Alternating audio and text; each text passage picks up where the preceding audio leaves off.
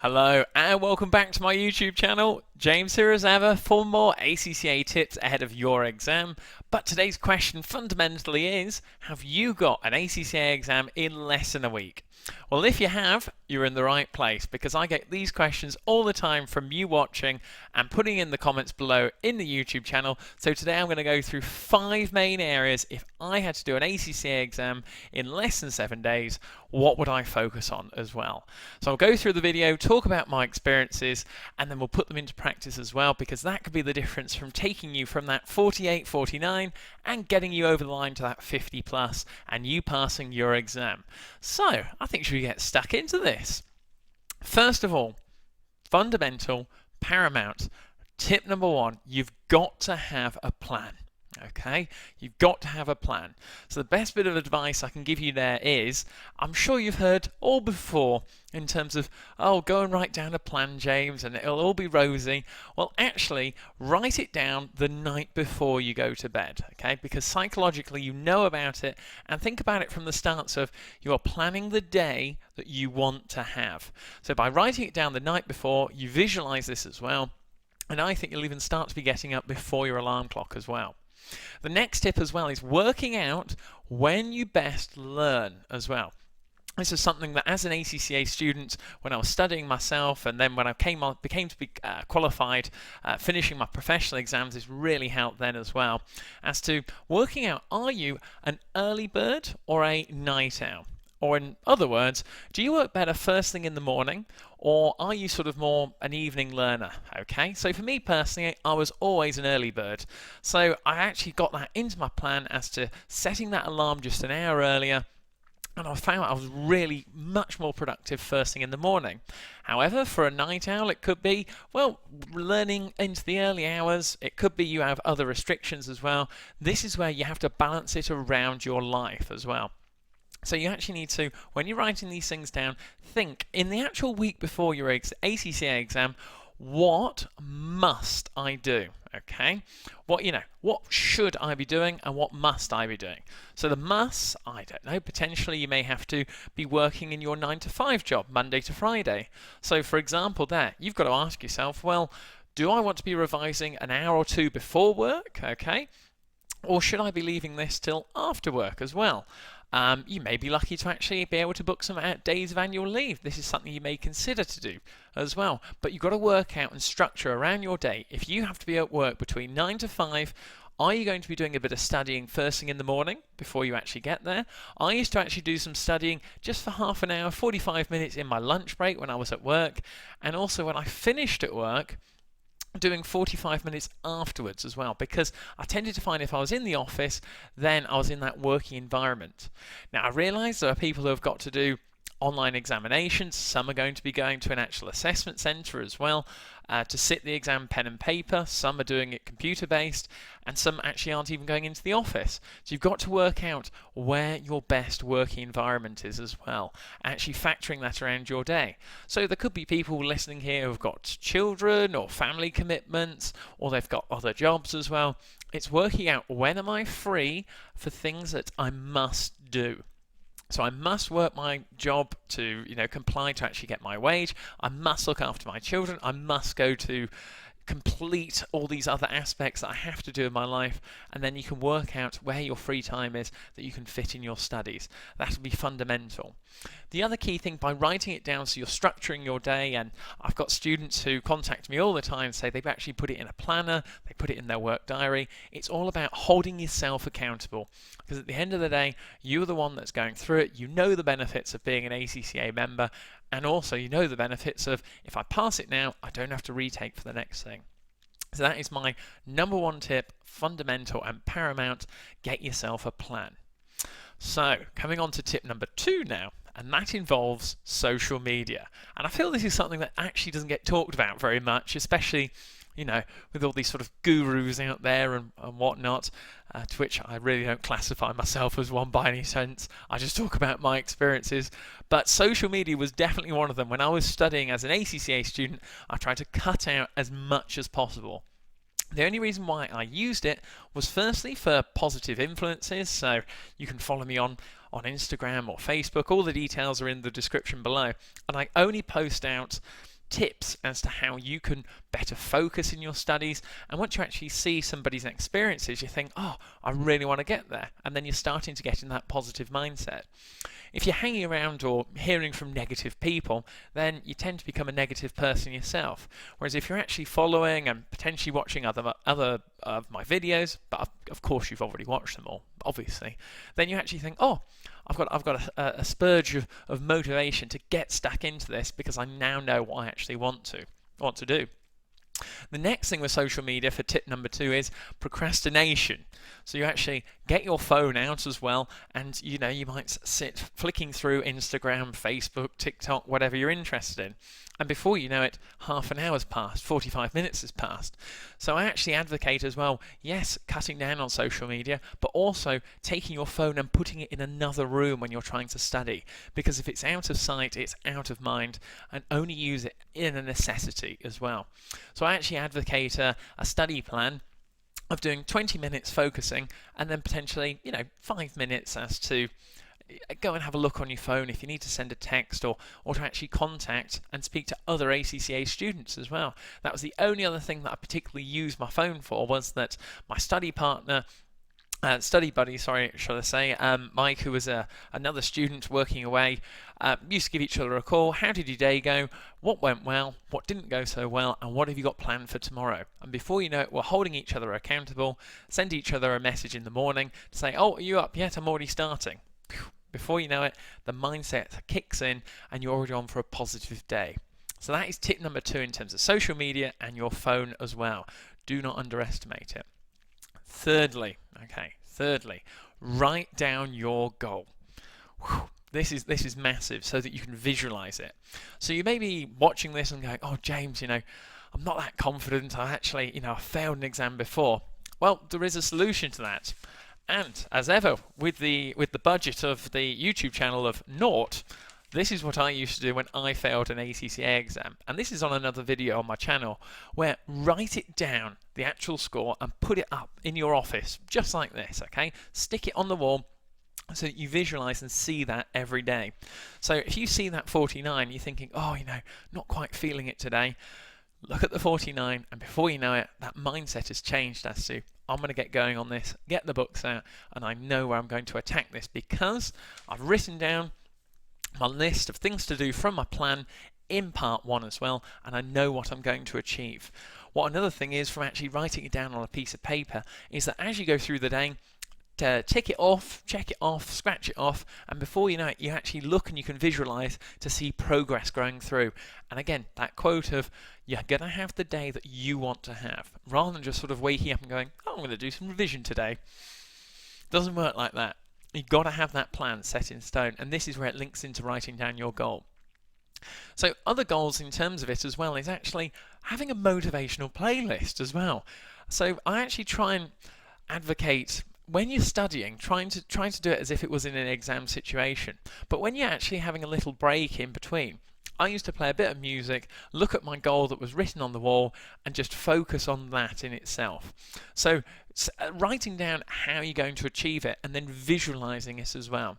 So if you've got those 7 days before your actual exam, write it up there. I'm going to get over 50 marks on my ACCA exam, whichever one you're doing. And then just close your eyes, pop on the playlist, and then just think to yourself, this is how I'm going to do it. I'm going to be waking up early, I'm going to be eating the right stuff, I'm going to be hanging around with the right people. Before you know it, you can actually visualize that end goal as well. That visualization is really, really key. The other thing as well, which if you've got your motivational playlist on, and depends what you're into, I guess. If you're a rock and roll fan, pop on some Toto Africa or whatever you like yourself. I mean, I've had people playing, different ones in terms of, well, you might like Little Mix or something on those lines, or I have no idea. There are people watching this around the world, and I don't know why I even said Little Mix in that. It's the first thing that came to mind. But now you're thinking, oh, is he a Toto fan or is he a Little Mix fan? But there's only one answer to that, and you know it, so it's okay. Coming on to it again. The final point in terms of writing down your goal and visualizing it is a case of visualize what it would be like and that feeling of opening your results with a fail. Okay, so coming back onto more proper stuff now, visualizing it, popping on that playlist and going, whew, okay, that's a bad feeling. And I don't want that feeling when I get that text from ACCA, when I get that email. That is it in terms of it, okay? So try and visualize it from a positive perspective, how you're going to achieve it, and then also, I don't want that particular negative feeling, and I don't want to get 48, 49, or even worse. So that is tip number 3 of writing down your goals. Now, number 4 on here is actually working out what is your weakness for number 4. So for me personally, it was always, and I worked this out in the foundation papers, was past paper practice. I always used to hear, loads of past paper practice, and that is the best way of going about it. And I completely agree. That is definitely the way about it. But when you take a step back and you go, it's 3.25 hours if I do it to time, and then I've got to sit down and review it, and then I've got to go through it again, and then I've got to check all the notes, and before you know it, it's actually a 6 to 7 hour task. And I'm going, I'll just do a couple of 10-mark questions or whatever. Well, that is one of the fundamental areas where I went wrong in terms of it. Main thing here is actually try and get the thing that you're actually most weak at doing done first thing in the day on that plan. Write it down so that at the end of the day you can look back and say, I've done the thing that I am bad at, and that is going to be the thing that I get the most benefit from as well. So my tactic was always first thing in the morning, I'll go and do the past paper to time.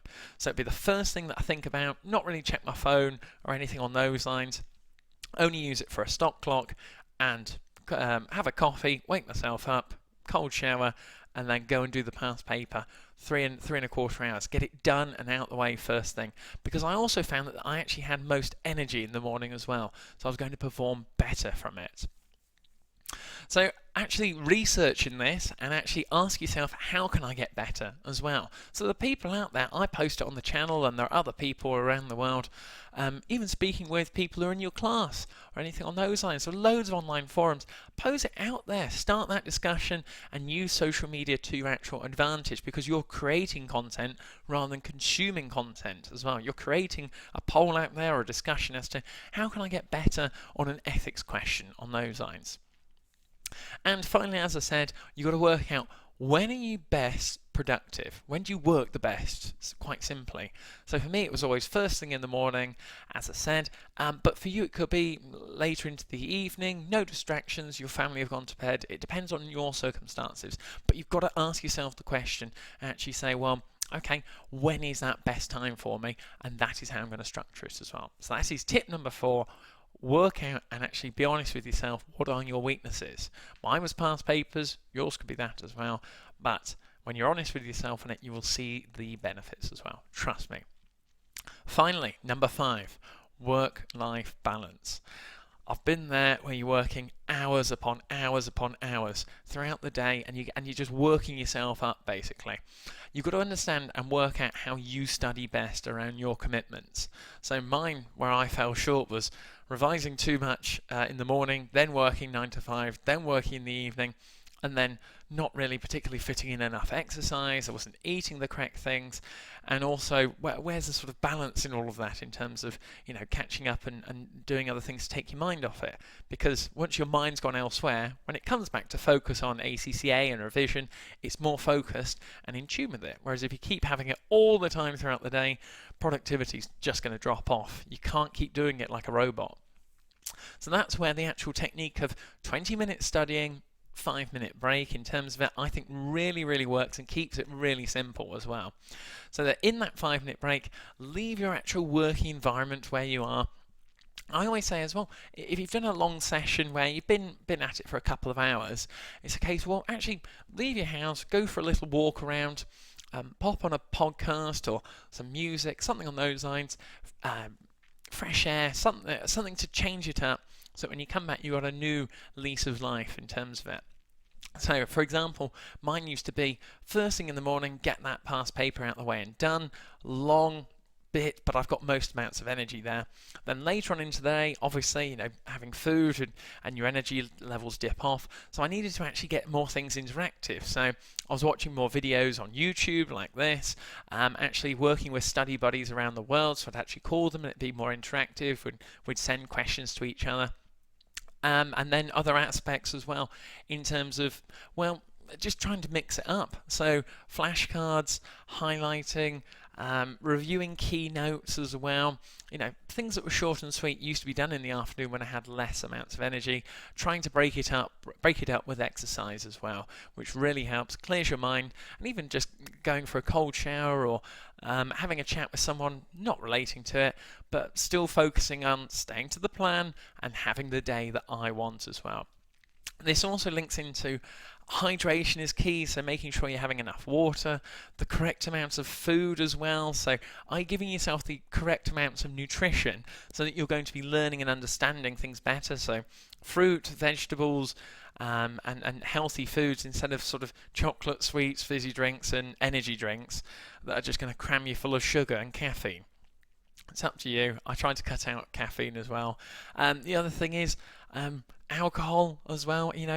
7 days before the exam, and if you're going out and you have a hangover, so you're having a write-off for the day, it happens. Don't do it. That is the main thing. Just try to think, imagine what that gin and tonic or that glass of wine or that cold beer is going to taste after when you finish the exam.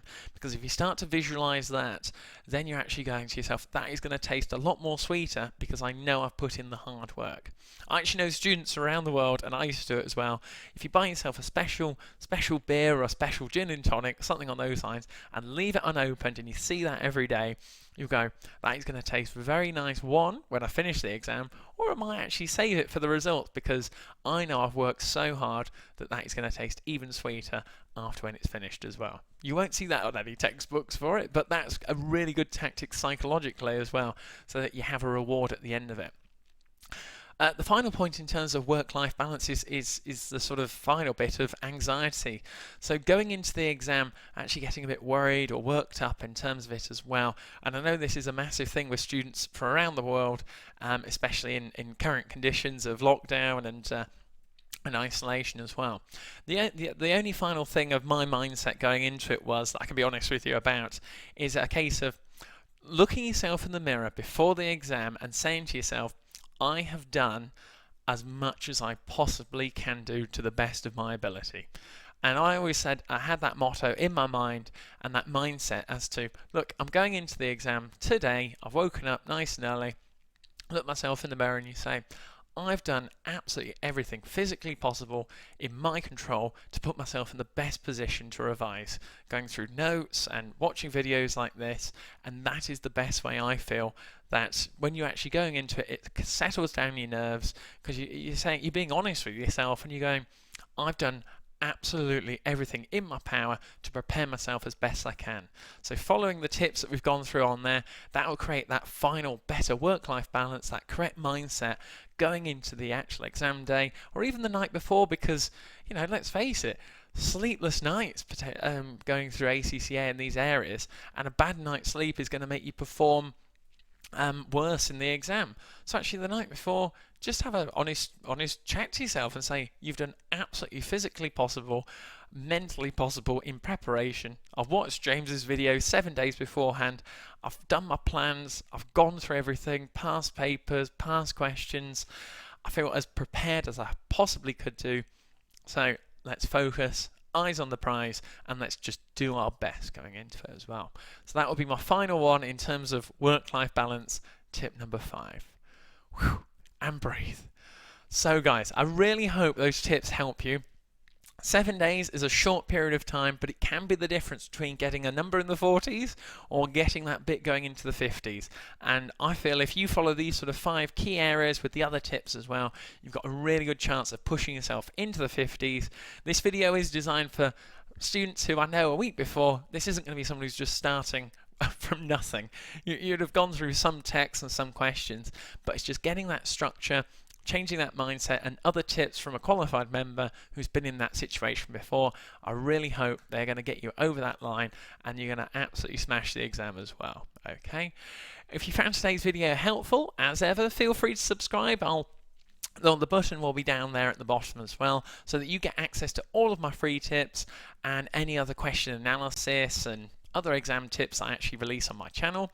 If you found today's tips helpful as well, feel free to give us a thumbs up below, and leave a comment as well as to what tips you're actually going to implement yourself, or other things you would like me to cover on the channel as well. That's the main thing. The channel is 100% student-led. I'm a qualified member from the UK, and I release these videos to help you out. That is the main thing and the point of the channel.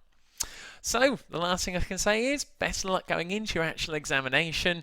I really hope the tips help. You do your actual absolute best, and hopefully you'll be messaging me on Instagram or putting in the comments in a few months' time.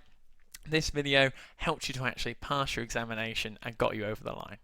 Well, plenty more videos for you to watch on the channel, but as always on that bombshell, I'll see you next time. Cheers!